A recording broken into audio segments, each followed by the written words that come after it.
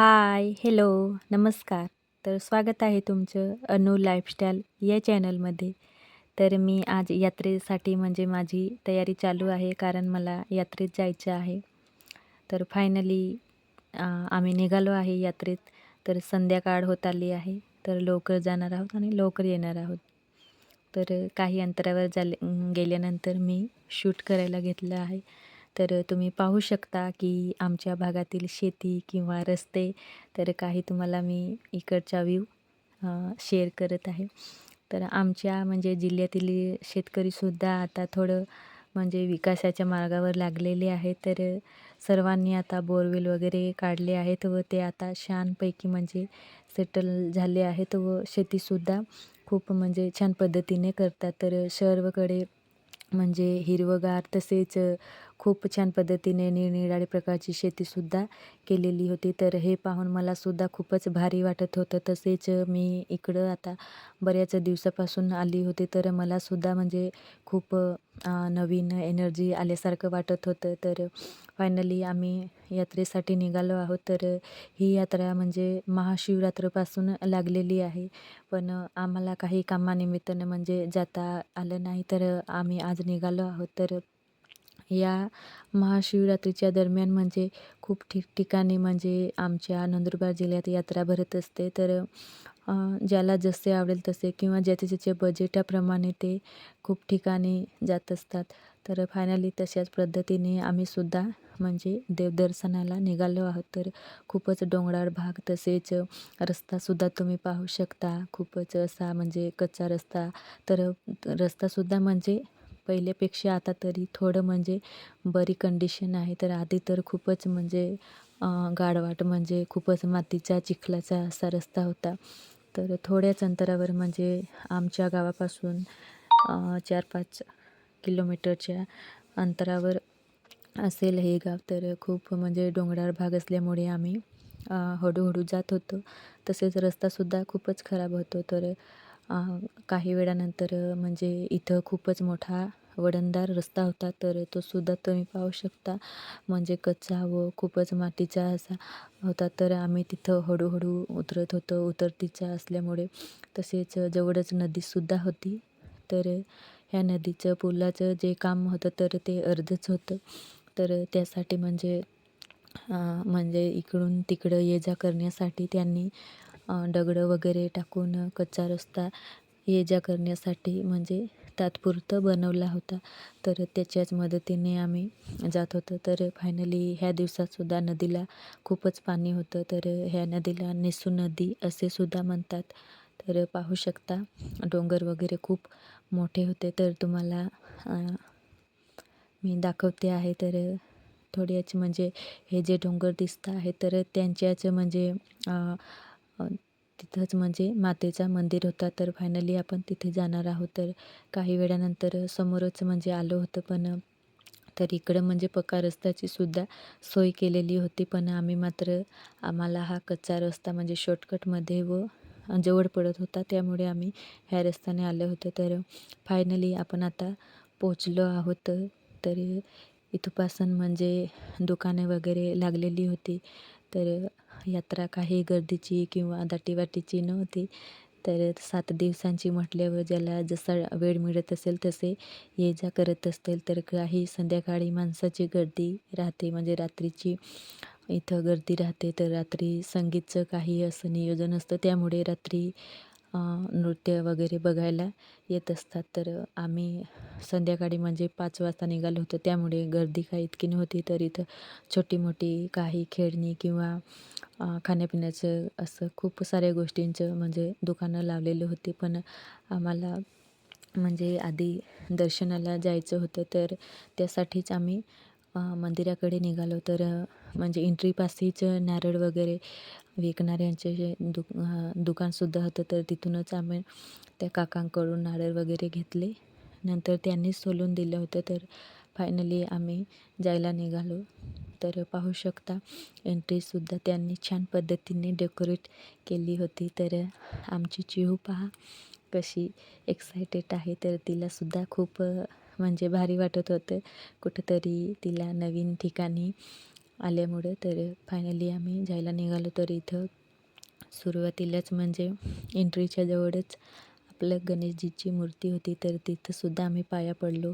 नंतर इकडच्या साईडला म्हणजे आमच्या म्हणजे ह्या मंदिरात ज्या देवी आहेत तर त्यांची म्हणजे एक अशी मूर्ती, ती जी की म्हणजे ज्याला कोणाला वरती चढायला त्रास होत असेल किंवा गर्दी वगैरे असल्यामुळे एखाद्याचं लहान बाळ किंवा काही असल्यामुळे पण त्यांना म्हणजे इथं दर्शन घेण्यासाठी सोपं जावं, तर यासाठी इथं एक मूर्ती त्यांनी स्थापित केली होती. तर तिथंसुद्धा दर्शन घेऊ शकता.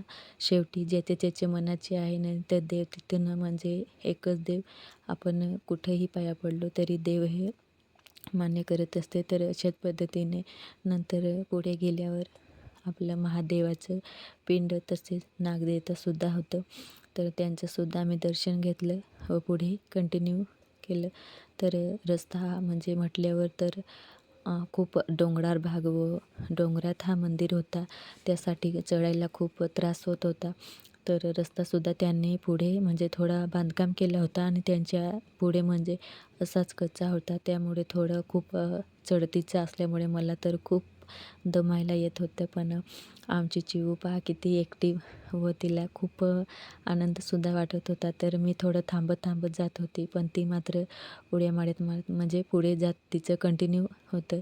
तर अशा पद्धतीने आम्ही थोडं म्हणजे थांबत थांबत मंदिराजवळ आलो व दर्शनासाठी म्हणजे खूपच आम्हाला आतुरता होती. तर मी सुद्धा खूप दिवसांनी म्हणजे इथं आली होती, तर मलासुद्धा हे ठिकाण नवीनच वाटत होते. तर फायनली म्हणजे मंदिरात गेल्यानंतर आम्ही काही शूट वगैरे घेतला नाही, पण दर्शन वगैरे झाल्यानंतर नारळ बाहेर फोडतात, तर त्यासाठीच इथं जवळच एक म्हणजे गड म्हणजे गुहासारखं होतं, तर तिथं नारळ वगैरे फोडतात. तर तिथं मात्र थोडं म्हणजे 4-5 माणसाची गर्दी होती, तर आम्ही उभं होतं. पण आमची चिव मात्र आता दमली होती, तर ती इथं पायरीवरती बसून राहिली होती. तर फायनली तुम्ही पाहू शकता तिच्या चेहऱ्यावरून किती आता थकली आहे म्हणून.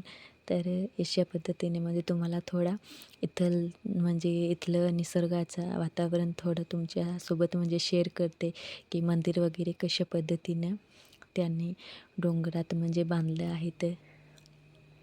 तर तुम्ही पाहू शकता खूपच छान इथं प्रसन्न वातावरण असं वाटत होते. तसेच इथं भक्तिगीते वगैरे चालू होते, तर खूप शांत वातावरण होतं. तर काही वेळ तिथं स्पेंड केला. नंतर खूप उशीरसुद्धा झाला होता, त्यामुळे घरीसुद्धा लवकर यायचं होतं, कारण रस्ता तर तुम्ही पाहिलाच आहे. तर आम्हाला अंधार होण्याच्या आधी म्हणजे घरी पोहोचायचं होतं, तर त्यासाठीच आम्ही फायनली आता देवदर्शन झाल्यानंतर आम्ही खाली उतरत होतो. तर हे खूप डोंगराळ भाग किंवा वन विभाग असल्यामुळे ह्या देवीला असं वनदेवी यामोगी माता असं सुद्धा म्हटलं जातं. तर खूप छान वाटत होतं दर्शन केल्यानंतर व मनाला खूप म्हणजे प्रसन्न असं वातावरणसुद्धा होतं. पण आम्ही थोडं लवकर यायला पाहिजे होतं, तर जास्त अजून काही शूट घेतलं असतं, पण आम्ही संध्याकाळी आल्यामुळे नंतर जाण्याची सुद्धा घाई होती. तर रिटर्न काही इतकं नाही म्हणजे लवकर निघायचं होतं, तर त्यासाठीच आम्ही लवकर येत होतो. पण चढताना मात्र दम लागायचं, पण आता उतरताना पाय खूपच म्हणजे थरथर करत होते व उतरण्याची थोडं भीती वाटत होती. पण तरीसुद्धा आमची चिऊची आतासुद्धा लुडबुड चालूच होती, तर ती पकडूच देत नव्हती. पण मी फायनली तिला खूप म्हणजे दाटीने पकडले व हळूहळू तिला उतरवत होती, कारण पाय थोडा निसटला की लोळतच यायचं असं काही तो रस्ता होता, त्यामुळे मला भीती वाटायची. पण मी हळूहळू तिला घेऊन उतरले. नंतर जो प्रसाद होता तर नंतर त्या देवापाशी ठेवला.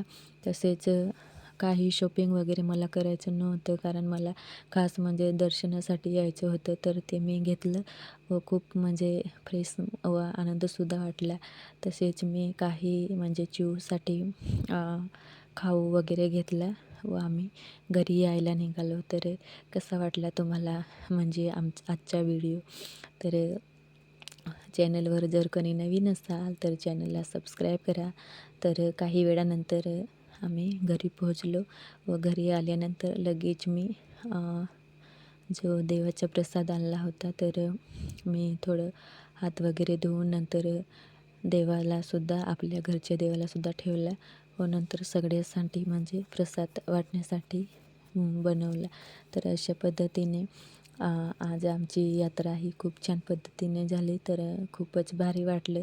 पण तुम्हाला कसं वाटलं प्लीज व्हिडिओ म्हणजे आवडला असेल तर कमेंटमध्ये नक्कीच सांगा. तसेच परत सांगते की चॅनलवर जर कोणी नवीन असाल तर चॅनलला सबस्क्राईब करा व व्हिडिओ तुम्ही पूर्ण बघतात पण व्हिडिओला मात्र लाईक करत नाही, तर प्लीज लाईकसुद्धा करा. तर भेटूया अशा नवीन एका छानशा व्हिडिओमध्ये. तोपर्यंत बाय बाय आणि टेक केअर.